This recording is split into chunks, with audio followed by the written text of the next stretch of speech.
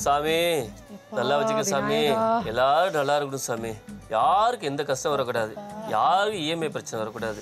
எல்லாருமே டிராஃபிக் இல்லாமல் சென்னையில் நல்லபடியாக போகணும். என்னென்னமோ சொல்கிறாங்க. ஊரில் நல்லா மழை பெய்யணும். பொட்டாசி மாதம் நான்வெஜ் சாப்பிடாம ரொம்ப பேர் கஷ்டப்படுவாங்க. அவங்களுக்கு எல்லாத்துக்கும் நல்ல புத்தி கொடுக்கணும், நல்ல அருளை கொடுக்கணும், நல்ல செல்வாக்கு கொடுக்கணும், நிறைய பணம் கிடைக்கணும், எல்லாருக்கும் வேலை கிடைக்கணும், நல்லபடியாக எல்லாரும் இருக்கணும். அதே மாதிரி எங்களுக்கும் ஹோம் டூர் பண்ணுறதுக்கு நல்ல ஒரு செலிபிரிட்டி கொடு இறைவா. செலிபிரிட்டி எஸ் எஸ் நல்ல வேண்டிக்கிட்ட கமல். செலிபிரிட்டியா? எந்த கோயில் வந்து இது என்ன தெரியுமா? வெற்றி விநாயகர். ஆமா, இந்த கோயில வந்து வேண்டிட்டோம்னா நமக்கு தேவையானது எல்லாம் கிடைச்சிருமா? எல்லாமே கிடைச்சிரும். எல்லாம் வேண்டினது எல்லாமே கிடைச்சிரும். அப்பனா நமக்கு ஒரு செலிபிரிட்டி கிடைச்சிருக்கணும் இந்நேரம். கண்டிப்பா. கண்ணை மூடி பாப்போம். Okay okay Reva. அந்த அபார்ட்மெண்ட். ஆமா விஜி. ஆமா ஃபர்ஸ்ட் ஃப்ளோரா? ஓகே. ஏய் உனக்கு கேக்குதா? பேரு முரளியா? அங்க போயிட்டு கதவு தட்டணுமா? ஓகே ஓகே ஓகே ஓகே ரேவா. செலிபிரிட்டி கொடுத்து பெரிய விஷயம். அப்படியே தேடி கண்டுபிடிச்சா போயிடுவோம் வீட்டுக்கு. நன்றி. முதல் மாடி தானே, ஏறிடுவோம் நம்ம இன்னைக்கு.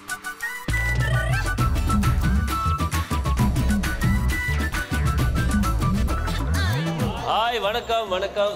எஸ் மல், எப்படி இருக்கீங்க? எப்படி இருக்கீங்க sir? Yes this is Sana.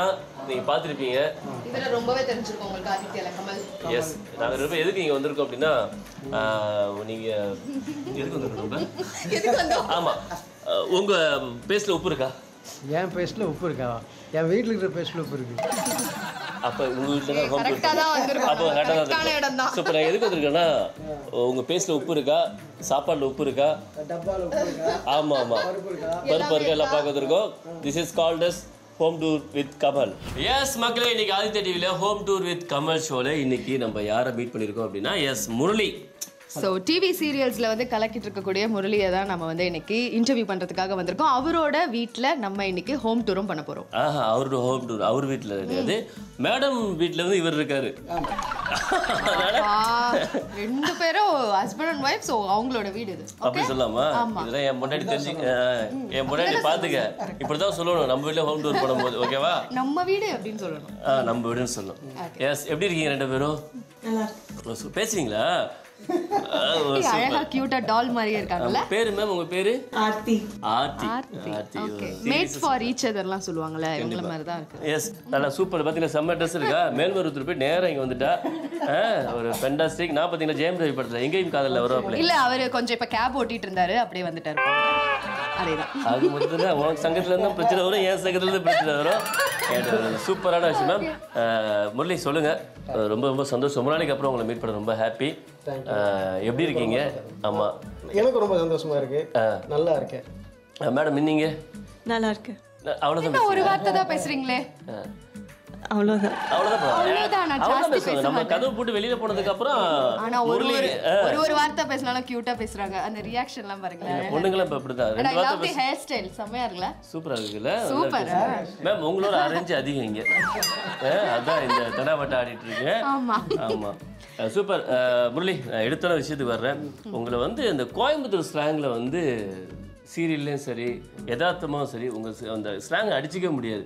First நான் விஷயத்துக்கு வர்றேன். இந்த வாணி ராணியை பற்றி ஒரு லைன் உங்கள் ஃபேன்ஸ் எல்லாம் கேட்பாங்க. ஆக்சுவலி வாணி ராணியில் வந்து ரத்னம் சார் என்ன கூப்பிட்டு பேசினார். அவர் கூப்பிட்டு ஃபஸ்ட்டு சொன்னது வந்து, ஜி நம்ம கேரக்டரைசேஷனுக்கு வந்து வெக்கம், மானம், சூடு, சொரணை இந்த கேட்டகரியில் எதுவுமே கிடையாது. அது நம்ம வீட்டிலே வரும்போதே இல்லை, அது எப்போ நம்ம யூஸ்வலாக அப்படி தான் இருப்போம். அந்த கேரக்டர் அப்படின்னு சொன்னாலே எனக்கு ரொம்ப ஈஸியாக போச்சு. ரைட்டா, நம்ம வழக்கமாக ஆக்சுவலாக இருக்கிறதுனால நமக்கு தேவை 3 வேளை சாப்பாடு, சீட் ஆர்டருக்கு ஒரு 100 ரூபா, முடிஞ்ச ஒரு கட்டிங்க்கு, அவ்வளோதான். இதுக்கு மேலே எவனாவது வந்து மூஞ்சில காரியே துப்புனாலும் தொடச்சிட்டு சிரிச்சிட்டு போயிட்டு போயிட வேண்டியதான். கை தட்டுங்க என்ன மாதிரி. அப்போ தான் என்ன அந்த கேரக்டர் மாதிரியே ஒருத்தனை பார்த்தேன். நம்ம ஃப்ளாட்டில் ஒருத்தர் இருக்கார். நான் ஃபர்ஸ்ட் இருந்தார். உங்கள் ஃப்ளாட்லேயே இருக்காப்லையா? எப்படின்னா காலையில் எந்திரிச்ச உடனே அந்த ஆள் வந்து ஃபோன் எடுத்து வச்சாருன்னா உலகத் தலைவர் எல்லாம் ஃப்ரெண்டுங்க ரேஞ்ச் தான் பேசிட்டு பார்ப்பேன். ஆனால் எந்த வேலைக்கும் போக மாட்டேன். அப்படி பொண்ணு சம்பாரிச்சு வந்து சாயந்தரம் 100 ரூபா கொடுக்கும். ஓகே, அதை வாங்கிட்டு போய் சரக்கு அடிப்பேன். அப்படி அதே பொசிஷனில் போய் ஃபஸ்ட் டே பர்ஃபார்ம் பண்ணேன். டைரக்டர் ஓகேன்ட்டார். அதை அப்படியே ஃபாலோ பண்ணிட்டேன். வாங்க அந்த கேரக்டர் இவர் வந்து வாணிராணியில பண்ண கேரக்டர் பார்க்கும்போது உங்களுக்கு எப்படி இருந்தது ஸ்க்ரீன்ல பார்க்கும்போது? நல்லா இருந்துச்சு. என்ன மேடம் எவ்வளோ பெரிய கொஸ்டின் நல்லா இருந்துச்சு. அதாவது ஒரே விஷயமா சொல்லி முடிச்சிட்டாங்களே. கேள்வி கேட்கறது கேட்கணும். குறிச்சு கூட மேடம். ஹலோ. எப்படி பண்ணாலும் அங்க இருந்து இப்படிதான் வரும். கேள்வி பேசுறதுல பதில் சின்னதா இருக்கும் பாரு. இப்ப நம்ம கேள்வி சின்னதா ஆகிட்டோம்னு பார்த்தா அதோட பதில் சின்னதா இருக்கு. தப்புதான் மேடம். மேடம் நீங்க இந்த ஊர் தானா இல்ல வெளியூரா? கோயம்புத்தூர். அந்த கோயம்புத்தூர்ல தான் இந்த கொஸ்டினை கேட்டுறேன். அது எப்படி அந்த வீடு வந்து செட்டப் ரெடி பண்ணீங்க? அதாவது ஒரு கண்டெய்னர் வச்சு ஒரு வீடு ரெடி பண்ணும், அதுலேயும் மாடி வீடு ரெடி பண்ணும், அதுலேயே கிச்சன், பெட்ரூமு, அதில் பால்கனி வேற, இதில் ஓப்பன் தியேட்டர் வேற, டூப்ளெக்ஸ் மாதிரி ஸ்டேர்கேஸ் வேற.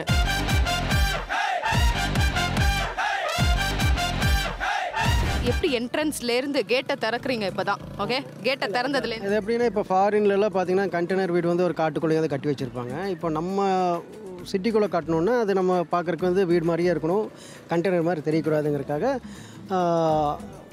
அப்படி கேட்டு திறந்தோன்னா சின்ன வராண்டா, அதில் பார்த்தீங்கன்னா 2 வீலர் அது இதெல்லாம் பார்க் பண்ணிக்கலாம். அப்புறம் அப்படி உள்ளே போனோடனே என்ட்ரன்ஸில் hall, open kitchen with modular எல்லாம். ரைட் சைடு பார்த்தா பெட்ரூம் வித் அட்டாச் பாத்ரூம், அது ஃபுல் ஃபர்னிஷ்டு, எல்லாமே கபோர்டு எல்லாமே இருந்துட்டு ஃபுல் ஃபர்னிஷ்டு, ஃபால் சீலிங், நல்ல ப்ரீமியமான அந்த லைட்ஸ் எல்லாமே. அதுக்கப்புறம் அப்படி ஹாலில் வெளியில் வந்து ஸ்டெப்ஸு இருக்கும், அங்கே வந்து ஸ்டேர் லிஃப்ட் வச்சுருக்கோம். அதுக்குன்னு வயசானவங்கெல்லாம் ஏற முடியாது, அதனால் அது வச்சுருக்கேன். சேர் லிஃப்ட் அப்படியே போகும் மேலே போனால் மேலே ஒரு பெட்ரூம் வித் அட்டாச் பாத்ரூம். அப்படியே லெஃப்ட் சைடு கதவை திறந்துட்டு வந்தால் பால்கனி பெருசாக இருக்கும். பால்கனி எதுக்குன்னா அங்கே வந்து ப்ரொஜெக்டர் பெரிய ஸ்க்ரீன் வச்சுருக்கேன், ஈவினிங் ஆச்சுன்னா உட்காந்து படம் பார்க்கலாம். Okay, super. பேசலாம் இல்லப்பா, டீடைல்டா எக்ஸ்பிளைன் பண்ணிட்டு இருக்காரு. இப்ப ப்ரொஜெக்டர்லாம் வச்சு திடீர்னு ஆம்பளை கண்ணுக்கு தெரியாம போயிடுறாங்க. இங்கிட்ட பார்த்து பேசலாம். சொல்லுங்க. ஓகே, சரி வருத்தப்படாதீங்க கமல் சார் இங்கே பாருங்க சார், கோவப்படாதீங்க. இல்லை, அதான் ஆக்சுவலி நாங்கள் ஒரு இன்வெஸ்ட்மெண்ட்டுக்கு இடம் தான் வாங்கணும்னு நினச்சோம். இந்த இடம் வந்து நல்ல ஒரு கார்னர் செட் கேட்டட் கம்பெனியில், பின்னாடி நல்ல வியூ பாயிண்ட் நல்லாயிருக்கும், மலை தோப்பு அந்த மாதிரி நல்லாயிருக்கும் பார்க்குறக்கு. பார்த்தீங்கன்னா எப்போ நம்ம அந்த ஏரியாவில் பார்த்து எப்போ ஒரு 25 மைலாவது இருக்கும், சுற்றிட்டு இருக்கும். அந்த அளவுக்கு செம்ம சூப்பராக இருக்கும் லொக்கேஷன். அப்போ தான் அங்கே அந்த இடத்த பார்க்கும்போது இவங்க சொன்னாங்க, இங்கே ஒரு வீடு கட்டி பால்கனியில் உட்காந்து ஒரு காஃபி சாப்பிட்டா எப்படி இருக்கும் அப்படின்னு. இங்கே இவங்க சொன்னோன்னா சரி ஒரு ஐடியா தோணிச்சு. போய் விசாரித்தேன், இந்த செங்கல் மணலை வச்சு கட்டினா எக்கச்சக்கமாக பட்ஜெட்டில் போகுது, இன்னொன்று டியூரேஷன் ஜாஸ்தி, 1 வருஷம் ஆகும்.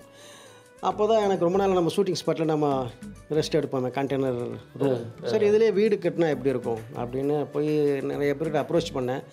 அவங்க வந்து இது வந்து ஒரு 850 ஸ்கொயர் ஃபீட் தான், 50 ஸ்கொயர் ஃபீட். ஆமாம், 3 கண்டெய்னர். ஓகே. ஸோ கேட்டவுடனே சின்னதில் பண்ண முடியாதுங்க, பெருசாக வேணால் பண்ணலாம், சின்னதில் டியூப்ளெக்ஸ் மாதிரி பண்ணுறது வந்து செட் ஆகாது அப்படின்னு சொன்னாங்க. அப்புறம் ஒருத்தர் அவர்கிட்ட போய் கேட்டப்போ சரி ஓகே பண்ணலாம் சார் நாங்க, ஆனால் அந்த ஸ்டெப்ஸ் வந்து உள்ளே வைக்க முடியாது, வெளியில் தான் வைக்க முடியும் அப்படின்னாங்க. இருந்தாலும் சரி ஓகே பரவாயில்ல எப்படியோ பண்ணால் போதும் அப்படின்ட்டு ஓகேன்ட்டு. அது செலவாச்சு இதுக்கு எல்லாமே இன்க்ளூடிங் 17 lakhs தான் ஆச்சு. 17 லட்சம். சூப்பர்ல. வீடு கட்டணும்னா உனக்கு இன்னும் போகும்ல, ட்ரிபிள் மடங்கு. ரெஜிஸ்ட்ரேஷன் பண்ணணுமா? அது இல்லை, பிளான் அப்ரூவல் இருக்குது, பண்ணணும். இதுக்கு அது பண்ணணும். ரெஜிஸ்ட்ரேஷன்ல அப்படியாது ரெஜிஸ்ட்ரேஷன் ஆல்ரெடி இடம் வாங்கும் போதே பண்ணியிருப்போம். அதுக்கு பண்ணிக்கலாம். ஸோ இது வந்து இப்போ சென்னைக்கெல்லாம் வந்துச்சுன்னா இந்த ஃப்ளாட்டு இதெல்லாம் கொஞ்சம் இஷ்யூஸ் கம்மியாகிடும்ல? அது கண்டிப்பாக. இப்போ இந்த ஃப்ளாட்டே பார்த்தா வாங்கணும்னா ஒரு 18-20 லட்ச ரூபா ஆகும். அது அப்படியே சப்போஸ் சென்னைக்கு அந்த வீடு ஷிஃப்ட் பண்றோம், அப்படியே 3 கட்டை கழட்டி தூக்கிட்டு வந்துடலாம். என்னப்பா அது? எங்க வேணா இந்த மாதிரி பிளான் பண்ணி பண்ணலாம் போல இருக்குல்ல. நல்ல கான்செப்டா இருக்கே. இந்த மாதிரி நவுந்து போயிட்டு இந்த பாலத்துக்கு மேல ஏறிருந்தோம், ஜெமினி பாலத்துக்கு மேல, என்ன ஆட்டோ மேல போயிட்டு இருக்கிற மாதிரி வீடே தனியா எடுத்து போகலாம். இப்போ இந்த செங்கல் மணல் வீடெல்லாம் கட்ட 20 வருஷத்துக்கு அப்புறம் ஒன்றும் இல்லை, வேஸ்ட்டு. இதே 20 வருஷம் ஸ்கிராப்புக்கு போட்டாலும் இன்வெஸ்ட் பண்ண காசு வந்துடும். அப்பெல்லாம் சொல்ல ஸ்கிராப் போடாதுன்னு சொல்லாதீங்க. இல்லை, 20 வருஷத்துக்கு அப்புறம் 25 வருஷத்துக்கு அப்புறம் அது வேஸ்ட் ஆகும். வேல்யூ இருக்குங்கிறாரு. எத்தனை வருஷம் ஆனாலும் நம்ம போய் ஸ்கிராப்புக்கு போட போகிறது இல்லை சொல்கிறேன். சூப்பரான விஷயம். ஒரு வித்தியாசமாக ஒரு இன்னோவேட்டிவாக யோசிச்சு இது மாதிரி நம்மளும் பண்ணலாம் அப்படின்னு யோசிச்சிருக்கீங்களா, அதுக்கு ஒரு பெரிய ப்ரௌட். மேம் வீட்டில் எப்படி? ஆனால் ஒரு டவுட், இந்த மாதிரி ஒரு வீட்டில் டக்கு டக்குன்னு யாராவது தட்டினா சவுண்ட் எல்லாம் வருமே, இப்போ வால்லனா கூட பரவாயில்ல மேனேஜ் பண்ணிடலாம். அப்போ எப்படி ஏதாவது சவுண்ட் வருமா? இந்த சின்ன பசங்களாம் ஏதாவது தட்டிட்டு போகிறது எப்படின்னா இது வந்து கண்டெய்னர் அந்த சீட் மட்டும் இல்லை, கண்டெய்னர் சீட்டுக்கு வெளியில் வந்து செரா பிளாங்க் இருக்கும். அதுக்கும் கண்டெய்னர் சீட்டுக்கும் ஒரு 7 inch கேப் இருக்கும். அந்த செரா பிளாங்க் ஒவ்வொரு செரா பிளாங்க்குக்கும் 1/2 inch வென்டிலேஷன் இருக்கும், கேப் இருக்கும். எதுக்குன்னா ஹீட் உள்ளே போகிற ஹீட்டை வந்து அந்த கேப் அந்த வென்டிலேஷனில் வர காற்று வந்து கூல் பண்ணி விட்டுரும். அந்த சீட்டுக்கு வந்து ஹீட்டே டச் ஆகாது. அது சீட்டுக்கு அப்புறம் கிளாஸ் உல், அதுக்கப்புறம் ஹீட் ரெசிஸ்டன்ட் ஷீட்டு. போதும் சாமி. அதுதான் இத்தனை லேயர்ஸ் வச்சு நம்ம பண்ணிருக்காங்க. இந்த விண்வெளிக்கு போனாங்க வில்லியம்ஸ், என்ன வில்லியம்ஸ் அது? சுனிதா வில்லியம்ஸ். சுனிதா வில்லியம்ஸ் இந்த மேலே விண்வெளிக்கு போயிட்டு இறங்கும் போது சொன்னாங்க, இதெல்லாம் எப்படிப்பா அந்த வெயிலாம் தாங்கினாங்க அப்படின்னு.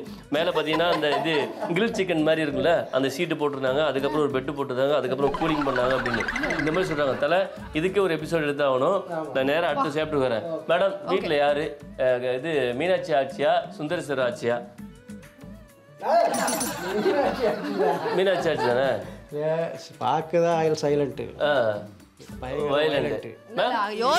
அந்த ஐடியாவே தெரிஞ்சது. அங்க உட்காந்து காஃபி குடிக்கணும்னு நினைச்சிருக்காங்களே, அதுல இருந்தே தெரிஞ்சு. உண்மை யார் போட்டா மேம்? உங்க அப்பா போட்டா இவர் அப்பா போட்டாவா? பாத்தீங்களா என்னத்துல? ஆமாம்மா, அவங்க அப்பா இன்னும் இருக்காரு. எங்க அப்பா போயிட்டாரு, அவர் போட்டது. அதனாலதான் மாட்டிருந்தீங்களா? ஐயா தெரியாம கேட்டேன். அப்பா பத்தி சொல்லுங்க. அவருமே கொஞ்சம் ஜாலி டைப் தான் போல இருக்கு, உங்களை மாதிரி கலகலன்னு சிரிச்ச மாதிரி தான் இருக்காரு போட்டோலயும். ரொம்ப ஸ்ட்ரிக்டான டைப். ஏமா கொஸ்டின் கேட்கலாம் இருக்கு, ஆனா அவருக்கு மாலை போட்டிருக்காங்க, அவர் சிரிச்சமா இருந்தாங்க. ஆனா நிஜமா அதெல்லாம் இல்ல, இருக்கும்போது எப்படி இருந்தாருங்கிறத கேட்டு தெரிஞ்சுக்கிறோம். ஓ, அவர் ஈபில வந்து சீஃப் இன்ஜினியர் இருந்தாரு, பயங்கர ஸ்ட்ரிக்ட். ஓகே. அவர் எதிர்பார்த்தது வந்து பசங்க வந்து அப்படி அப்பா பார்த்தாலும் ஒன்றுக்கு போயிடும் அப்படின்னு எதிர்பார்த்தாரு. ஆனால் நாங்கள்லாம் அப்படி இல்லை. ஆனால் ஒரு விஷயம் ப்ரூவ் பண்ணியிருக்கேன் தலை, இனிமேல் நம்மளும் சிரிச்ச மாதிரி ஃபோட்டோ எடுத்து வச்சுக்கலாம், வீட்டில் போய் மாட்டி வச்சுக்கலாம். உங்கள் அப்பா எப்படி இருப்பாரு? எங்கள் அப்பா எப்படியே சிரிச்ச மாதிரியே இருப்பாரு, ரொம்ப ஸ்ட்ரிக்டாகவே இருக்க மாட்டாரு அப்படின்னு. வாணிராணி 62 நிறைய படங்கள் பண்ணீங்க. உங்களை மாதிரி முரளி மாதிரி ஒரு கோயம்புத்தூர் பாஷை பேசுறது எனக்கு தெரிஞ்ச தமிழ் இண்டஸ்ட்ரியில் ரொம்ப கம்மியான ஆட்கள் தான். நமக்காக ஆதித்ய அடியை பாருங்கிறது வந்து கோயம்புத்தூர் பாஷையில் பேச, கோயம்புத்தூர் ஸ்லாங்ல. வணக்கமுங்க. நீங்கள் எல்லோரும் நம்ம ஆதித்ய டிவி பாருங்கள், சிரின்னு சிரிப்பீங்க. அம்புடு ஜோக்கு அது நம்ம கமல் தம்பி இருக்காருங்களே, நல்லா ஜோக் பண்ணுவாருங்க. ஆனால் நமக்கு தான் சிரிப்பு வராதுங்க, சிரிக்கிற மாதிரி நடிச்சுக்கணுங்க.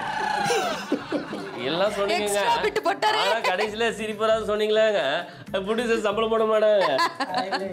எனக்கு நிறைய சிரிச்சாங்க அவர் ஜோக்கை பார்த்து, அதனால கொஞ்சம் ஒரு 10 ரூபா சம்பளம் சேர்த்துட்டாங்க. இதெல்லாம் பேசி வச்சுக்கிறாங்க, பேசி வச்சுட்டு பண்றாங்க. ஓகே சரி, இதே மெட்ராஸ் ஸ்லாங்ல பண்ண சொன்னா, ஏன்னா அவர் சொல்லியிருந்தாரு இல்லையா, வாணிராணில நான் மெட்ராஸ் ஸ்லாங்ல தான் பண்ணேன். அது மாதிரி ஒரு பிள்ளைகளா எல்லாம் இந்த ஆதித்ய டிவி பாருங்க. வரமாட்டேங்குதுப்பா, என்ன சொன்னேன் வரும்போது என்ன சொன்னேன் நான்? லிப்ஸ்டிக் கம்மியா போடு, கம்மியா போடு விட்டுடலாம். ஓகே மக்களே, ஜோக்ஸ் அபார்ட், இன்னைக்கு வந்து ஹோம் டூர் வித் கமல் ஷோல ஒரு சூப்பரான couple Murali and Mrs Aarthi அவங்களை நம்ம வந்து மீட் பண்ணியிருந்தோம். அவங்களோட அழகான ஒரு அன்பு நிறைந்த ஒரு வீட்டை வந்து நமக்காக சுற்றி காமிச்சிருந்தாங்க, நிறைய விஷயங்கள் சொல்லியிருந்தாங்க. அண்ட் கண்டெய்னரில் வீடு கட்ட முடியுமா அப்படிங்கிற மாதிரி ஆச்சரியத்தில் வந்து நம்ம எல்லாருமே மூழ்கியிருக்கோம். எஸ், அந்த கண்டெய்னர் வீடு கிடையாது, அவருடைய காதல். காதலை எப்படி வேணாலும் கட்டலாங்க. இவர் ஒரு கண்டெய்னர்லயே கோட்டையை கட்டிட்டாரு. ஆமா, சூப்பர், ரொம்ப சந்தோஷம். அது வீடு கட்டது மட்டும் பார்த்து கரண்ட் பில்லும் கட்டிடுங்க, அப்புறம் தண்ணி பில்லாம் கட்டிடுங்க. ஓகே, ரொம்ப நன்றி. அண்ட் கடைசி ஆதித்யா டிவி நேயர்களுக்கு என்ன சொல்லுங்க? ஆதித்யா டிவிக்கு ரொம்ப நன்றி. நான் ஃபஸ்ட் டைம் ஒரு கண்டெய்னர் ஹவுஸை கட்டியிருக்கேன். அது எப்படி வரும் என்னன்னு தெரியாது, ஆனால் நல்லா வந்திருக்கு. அதை பற்றி ஒரு இன்டர்வியூ எடுக்க வந்ததுக்கு எங்களுக்கு ரொம்ப சந்தோஷமா இருக்கு. Thank you so much. ஸோ மக்களே எல்லாருமே ஆதித்யா டிவி பாருங்க, சிரிங்க சிரிச்சுக்கிட்டே இருங்க.